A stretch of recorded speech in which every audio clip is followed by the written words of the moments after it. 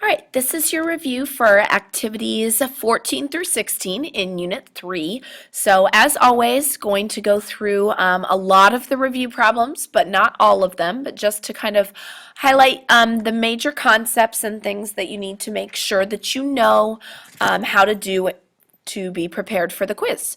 So I'm actually going to start with the first set of problems in activity 14, so right at number 1, which it had given you two tables and then it asked several questions based on the tables. So the first question it asked was you to find the rate of change for each table. So if we look at this first table, remember that rate of change, which is the same thing as slope, is delta y over delta x. So for this particular problem, oops, don't know why it switched there. So for number 1, in table 1, I am going to find the change in y, and I'm going to divide that by the change in x. So as I look at it, change in y would be x2 minus x1, so 3 minus 2, and then change in x would be 1 minus 0. So change in y is 3 minus 2. Change in x is 1 minus 0. Now 3 minus 2 is 1, 1 minus 0 is 1, which gives us a rate of change of 1. Now, I want to make sure that that is constant throughout the table. So 4 minus 3, 1, 2 minus 1, 1. So I've got 1 over 1 for all of the pairs here. So it is a constant rate of change of 1 in that first table. So then I look at the second table and I do the same thing.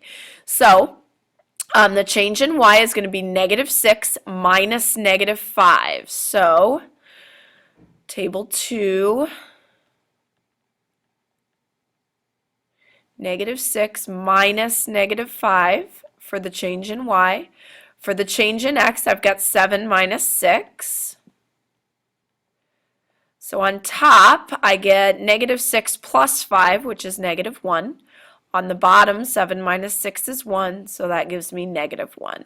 Then again, I just double check to make sure it's consistent. So all the way down, negative 7 minus negative 6 would be negative 1 also, negative 1, negative 1, negative 1. So it is consistent throughout the entire table. Number 2 asks, at what x value does the rate of change switch patterns? So it switches patterns when we switch tables, but it asks what x value. So the x value where it switches is x equals 6.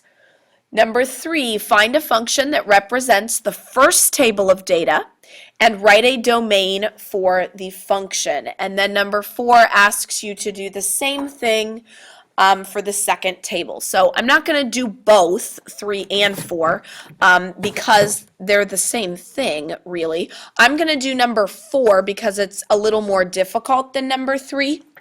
But what it asks you to do is find a function. So function, equation, this is essentially asking you to write the equation of the line that represents this table. So remember that when I write an equation of a line, the first thing I have to have is the slope or the rate of change. So lucky for us, it already asked for that. So here in number 4, I know that the slope for table 2 is negative 1. So I'm just going to write that down. Next, I look at my table and see if I know the y-intercept. Remember that the y-intercept is when x is 0. That does not occur in this particular table, so that means I can't write this in slope-intercept form. If you have the y-intercept, then you can identify b and you can go straight to writing your equation.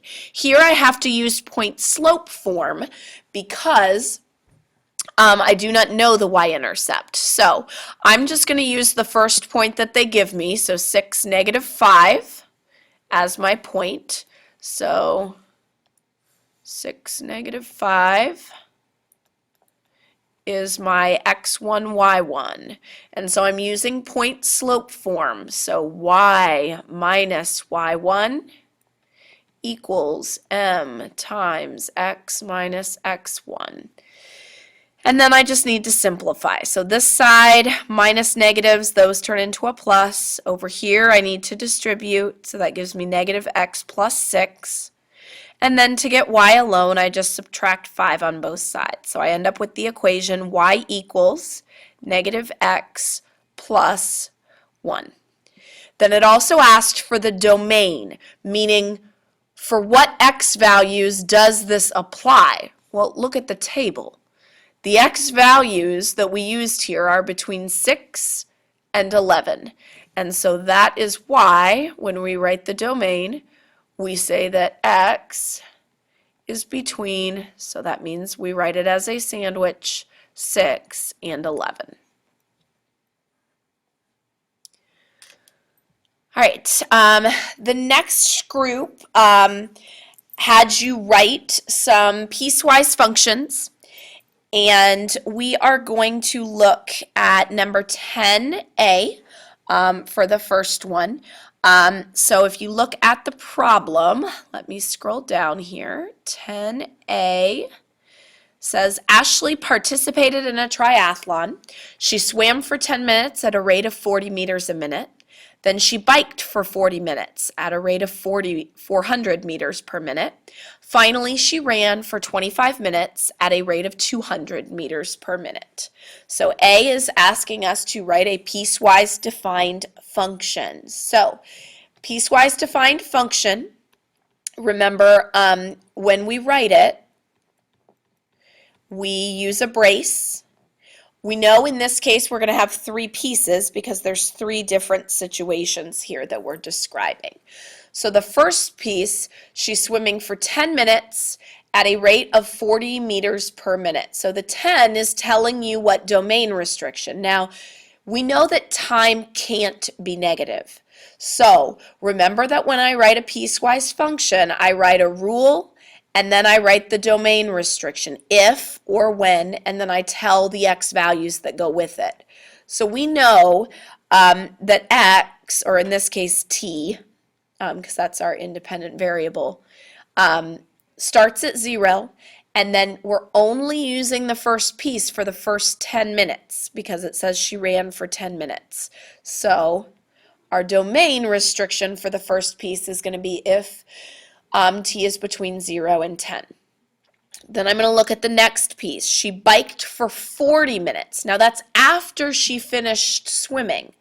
So that means because of triathlon, we're obviously doing this back to back, for 40 minutes she's biking, that means that's going to be between minute 10, so after 10 minutes, up through minute 50, because 10 minutes plus 40 minutes is 50. So I know that for my second piece, it's going to work between 10, not including 10, because 10 is included in the swim, and up through and including 50 minutes. Final piece, she runs for 25 minutes. So we were already at 50 minutes. Now we're adding 25, so that gets us to 75 total minutes, which means that our last domain restriction occurs when t is between 50 and 75, not including the 50, but yes, including the 75. So now I need to actually write the rules. So the only thing I know other than the 10 minutes, which I already used, is that the rate is 40 meters per minute. So minute is the time, so it's going to be 40 meters times the number of minutes. So that means that I'm going to write my first piece rule to be 40t. So the rate times how many minutes. Now, we did a bunch of these in the lesson. She biked for 40 minutes at a rate of 400 meters per minute. I can't just use t because she's only biking at this rate once her minutes are over 10. So I have to take t and subtract 10 from it to use the new rate, because there's obviously a huge difference between the rate at which she swims and the rate at which she bikes. So I know the rate is 400, however, it's only, and I'm going to put my work down here because I don't know the answer yet, so it's going to be 400 times the minutes that she bikes, which is going to be t minus 10. So if she's been doing the triathlon for 20 minutes, that means 10 of it she's been biking, because 20 minus 10 is 10. But then I also have to consider, because we're talking about distance, the total distance. This rate times how many minutes she's been biking is going to give you the distance that she's biked. But we have to add in the distance she already covered in the swim, which, if she's biking, that means she already covered the full swim. So 40 times 10 is 400. So she did 400 meters of swimming. Then we're going to add what she bikes to that. So this is my rule. I'm going to simplify it before putting it in here. So that's 400t minus 400, or 4,000, plus 400. So these are like terms, and so I end up with 400t minus 3,600.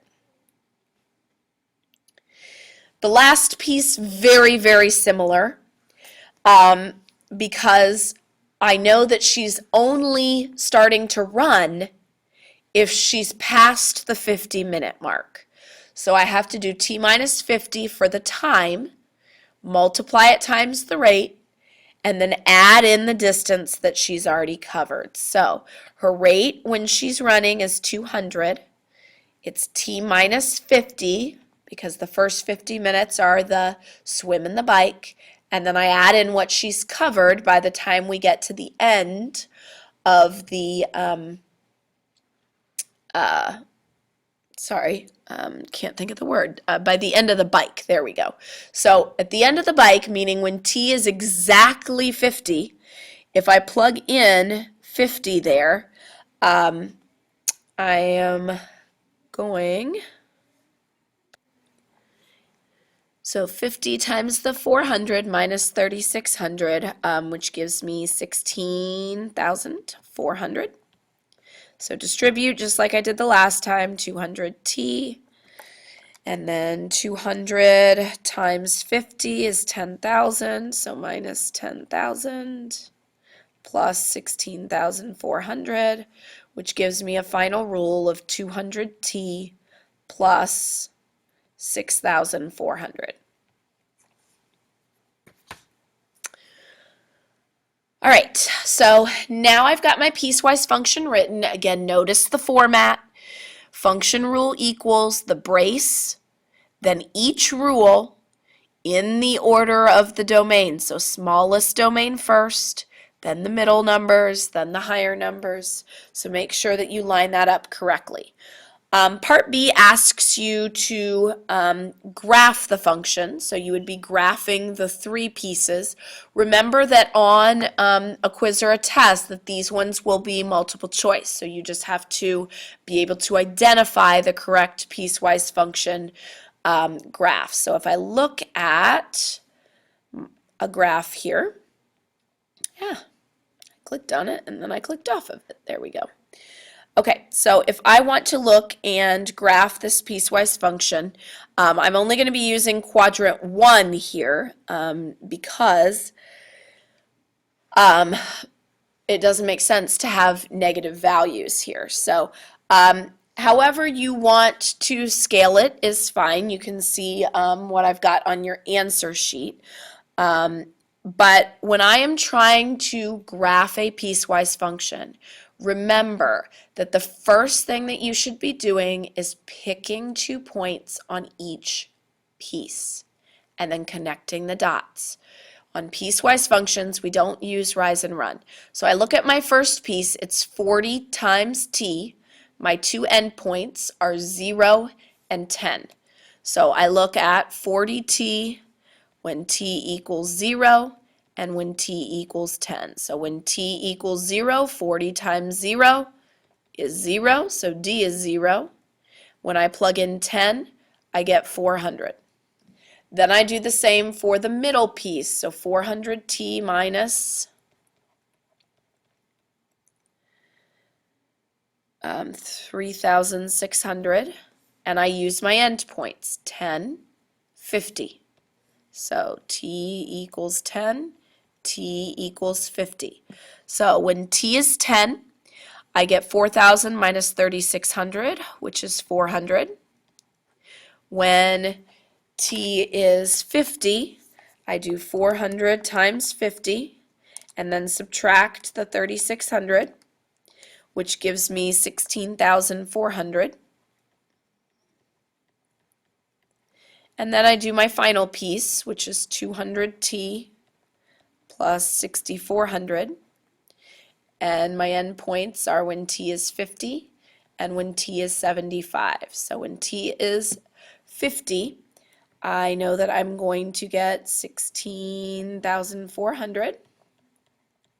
50 times 200 plus 6,400, and then at 75, 200 times 75, and then add 6,400, which gives me a distance of 21,400. So I know that I need to get up to a little more than 21,000. So if I count by 3,000s, 1, 2, 3, 4, 5, 6, 7, that would be perfect. So I'm going to count by 3,000 here on this axis. So 3,000, 6,000, 9,000, 12,000, 15,000. Sorry, it's hard to write really little with this pen. 18,000, and then 21,000. For my other axis, I can count by 5s. So if I just label every other one, this is 10, it's 20, that's 30. Of course, you would want to label your axes. So we know that we have time and distance, and this is measured in minutes. This is measured in miles. I can't write sideways on these very well. So I'm just going to plot the points. So my first piece I'm going to do in red. So I've got 0, 0, and then 10, 400. Now, obviously 1,500 is right here. So 400 is like barely above the axis on this scale. And there's my first piece. Very even hard to see. Second piece, I start at that same point, 10, 400, and I go up to 50. And of course I didn't go up high enough on my axis over here. That's okay, because I can continue it. So here's 40.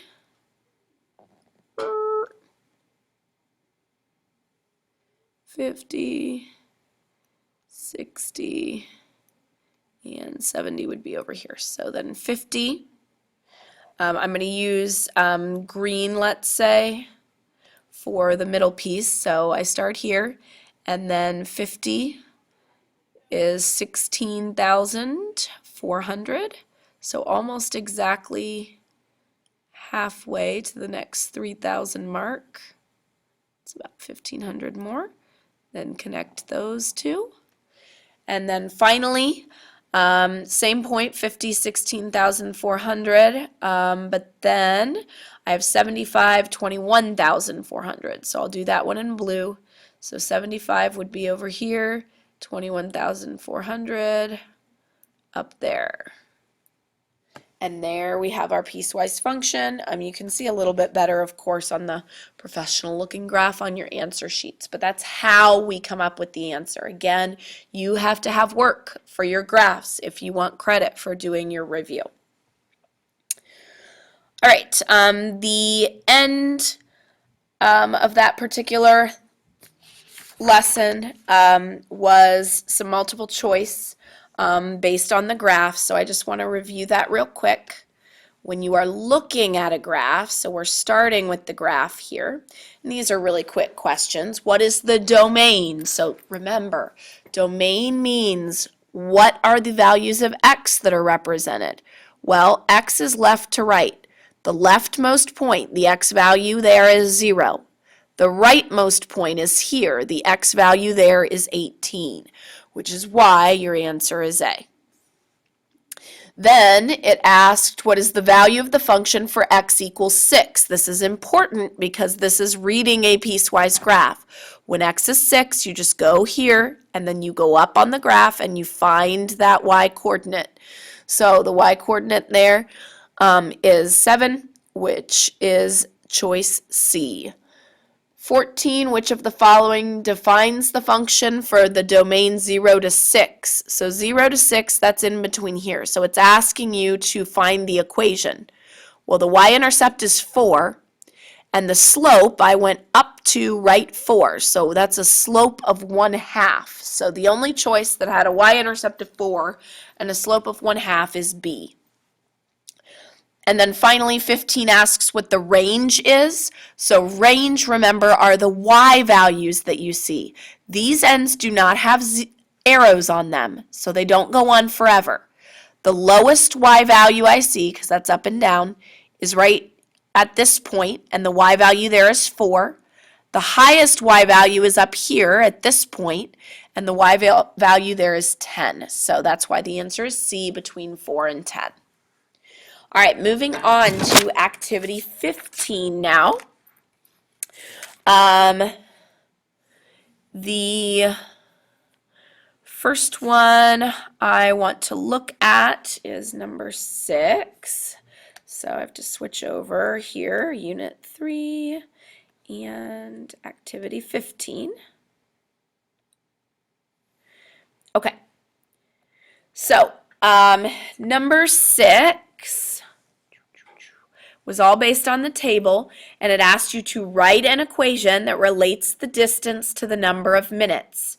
So again, I want to reiterate here, you are using the table. So just like we did in the first activity, you need to find the slope first. So what I did here, if I show my work over here, so I'm in activity 15 now, and this is number 6. I know that I need my slope, so I took y2 minus y1, so that's 1.25 minus 1.5 divided by x2 minus x1, which is 15 minus 10. So that gives me negative 0.25 divided by 5, which gives me negative 0.05. Now, when it just asks for the rate of change, I don't include the negative in that case because it asked for with a label, which would be speed. But here we're writing the equation, so we need the negative. And then I need either the y-intercept or I need to use point slope form. I used point slope form, and I used the third point that they gave us because it wasn't a decimal. So I used the point 21. So 21 is my x1, y1. So I did y minus y1 equals m, negative 0.05 times x minus x1. And then I just simplified. So negative 0.05x plus, because a negative, excuse me, a negative times a negative is a positive. So that's going to give me 1. And then I add 1 to the other side, which gives me a plus 2. Now, you could have used number 5 to help you get the y-intercept. So if you did that, that is perfectly fine. But I wanted to go over again how we write the equations of the lines from tables or from a graph. So Holly's distance is described here. Next one, number 7, just asks you to graph. I'm not going to actually graph this one because we're going to graph another one that's pretty similar later. But I did want to point out that it asks you to graph Holly's and Tim's. That's why there's 2 lines on my answer sheet.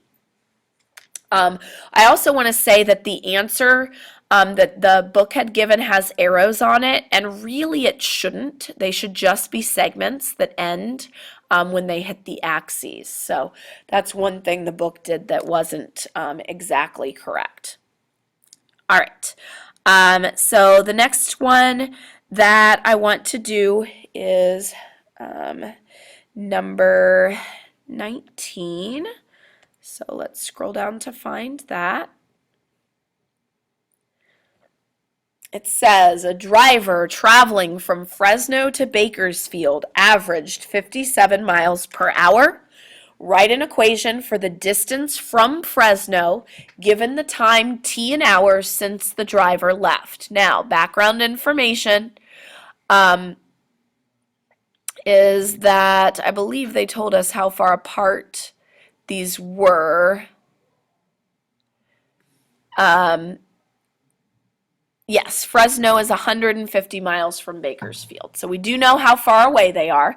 So this says that the driver is traveling from Fresno to Bakersfield, and it wants to know the distance from Fresno. I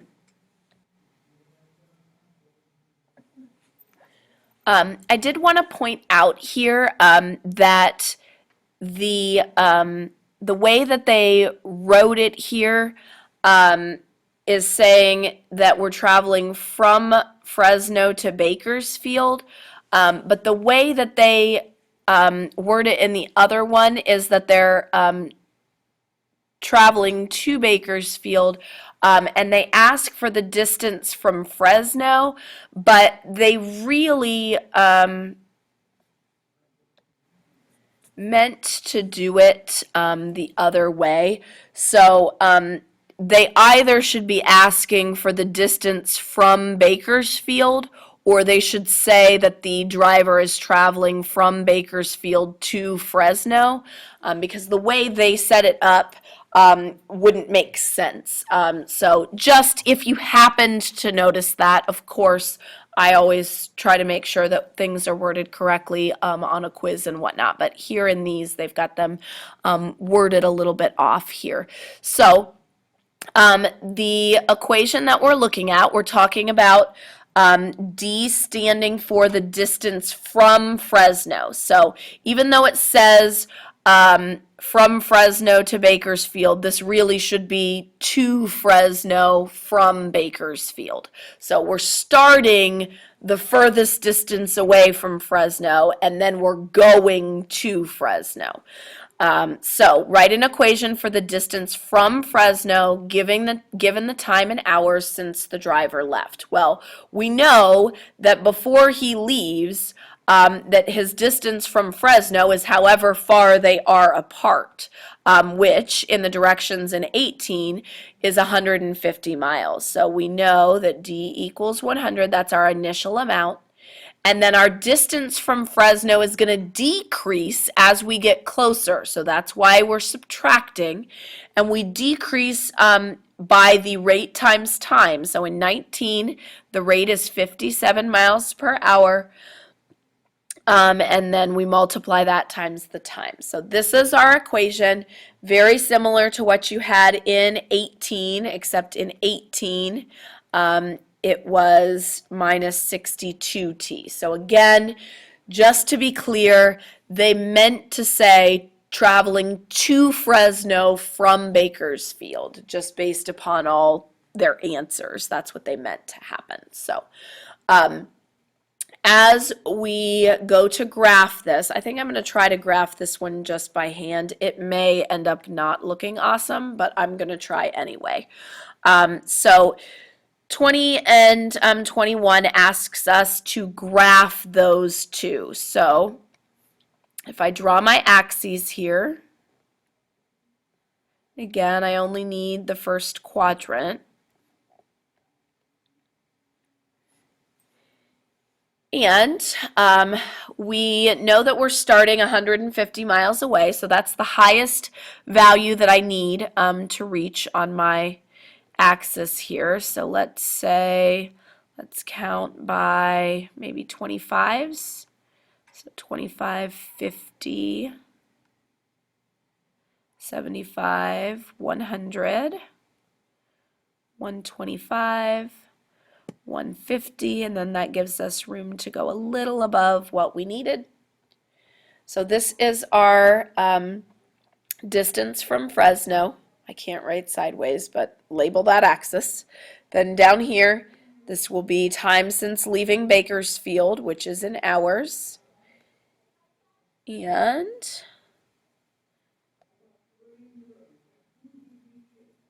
1 hour, 2 hours, 3 hours, and 4 hours. So remember, I wanted to review again that when we are graphing these, using the rise over run is not the best option, because this slope does not match up with anything you would count by. You would never count by 62 on a scale in a real life situation. So when we graph these, the best option is to make a t-chart or find both intercepts.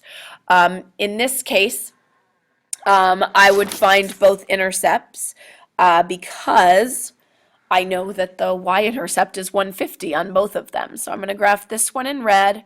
So I start at my y-intercept of 150, and I need to find my x-intercept. Now, when I find my x-intercept, which in this case is really a t-intercept, that means I make d 0. So I plug in 0 for d, and then I'm just going to solve for t. So add 62t to both sides, so 62t equals 150, and then I just take my 150 and divide it by 62. I know that's not going to come out evenly, that doesn't matter. I find that t is 2.42 approximately. So that means it crosses the t axis a little before 2.5. So there's my other intercept, and then I can draw that. Sorry, it's very hard to connect with an actual line. Sorry that it looks curvy. This one, I do the same thing. I know that my intercept here on the y-axis is 150 again, but I plug in 0 for d to try to find my t-intercept. So then I would add 57t to both sides. Again, I know that's not going to come out evenly. That does not matter. It's still giving me a point to plot. So I take 150 and I divide it by 57. So I get t to be approximately 2.63. So right over here. And I can connect those dots. So that's number 20. I sketched a graph of the equations. Then 21 asks you to sketch a graph of the region that represents all possible distances from Fresno. So we did a ton of this. That means in the middle, in between those values.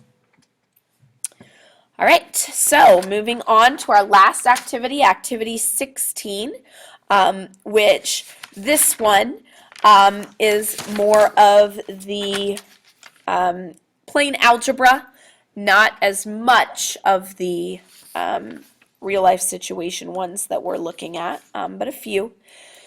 So we're going to look at number 7 first. So give me a second here to move to activity 16, practice. So number 7 is the one I want to start with.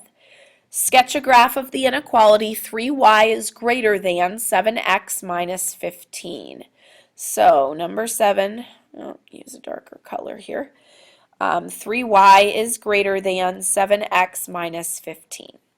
So this is just algebra. There's no real life situation. So this is what we did in lesson 16.2. Remember, there's an entire video. If you feel like you need to review graphing, go back and click on that video in the 16.2 row because I go through how to graph with rise and run, how to graph with t-chart, how to graph with x and y intercepts. So on this one, I'm going to make a t-chart simply because I haven't done that yet. So if I want to pick some values for x and plug them in and figure out what y is, easiest thing to pick, of course, is 0. So if I pick x equals 0, I get 3y equals negative 15. So I divide by 3 and I get negative 5 for y, which happens to also be the y-intercept. So then I'm going to pick just a few more values. So let's say I pick x is 2. So if x is 2, then I've got 3y equals 7 times 2 minus 15. So that gives me 3y equals negative 1. So y is negative 1/3. Then let's say, how about 4? So if I pick 4, 3y equals 7 times 4 minus 15. This is 28.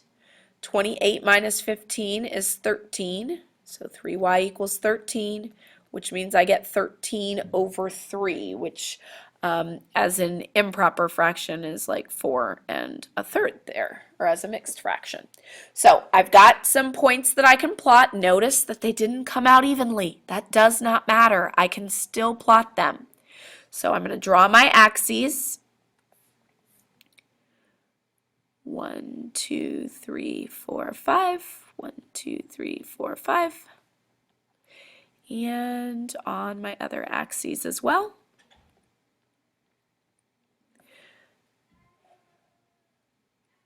Okay, so I'm going to plot 0, negative 5. It's right here. Then 2, negative 1/3. And then 4, 4 1/3. Now, because this is a plain greater than and this is an inequality, that means I need a dashed line. And then I have to decide which way to shade. So I'm going to pick 0, 0 as my point to plug in. So I plug it into the original. So 3 times 0, I'm asking, is this greater than 7 times 0 minus 15? 3 times 0 is 0. 7 times 0 is 0. 0 minus 15 is negative 15. So the question you're asking yourself is 0 bigger or greater than negative 15? Which of course is true. Yes, it is. Which means since 0, 0 was right here, and it gave me a true statement, that the area that has that point should be solution. So I shade in there. All right, almost done. Last ones that we're going to look at are the equation, or inequality rather, writing in number 11 to make sure that you can write an inequality. We just reviewed graphing it, but write an inequality from a situation. So number 11 says tickets for the school play cost $3 for students and $6 for adults. The drama club hopes to bring in at least $450 in sales. So at least means 450 or more. The auditorium has 120 seats. Let A represent the number of adult tickets and S represent the number of student tickets. Part A, write an inequality in two variables that represents desired ticket sales. This has nothing to do with the seats. This is only talking about the money. So what do we know about the money? Students cost 3, adults cost 6, and they need at least 450. So at least means 450 or bigger, so I'm just going to do the right side of my inequality first. It has to be bigger than or equal to 450. Now let's think about this. The money that they make is by taking how much they charge times how many tickets they sell. It tells you to let A represent the number of adult tickets and S represent the number of student tickets. So if A is adult tickets, we take 6, what they charge for the adults, multiply times how many tickets. Now, it's not just adult tickets that they're selling. They're also selling student tickets. So we add in, because that's money that they're making, $3 per student ticket times how many you sell. So this is money they make off the adult tickets plus money they make off the student tickets has to help them reach their goal. So that's why this is your inequality. I think I may have written it in the opposite order, but that doesn't matter. So this is 11A. 11B wants you to write an inequality that represents the possible number of tickets that can be sold. So this has nothing to do with the money. It only has to do with number of tickets. So the auditorium has 120 seats. They have adult tickets, they have student tickets. So when I take the adult tickets and add it to the student tickets, it can be 120 or it can be less in order to fit in the auditorium. So that is where those came from. Make sure that you fix all your review problems. Based on this video and based on the answer sheet, go back and look at the ones you missed. Go back and look at your lessons. And anything that you keep having trouble with, do more problems. Practice it more. Good luck.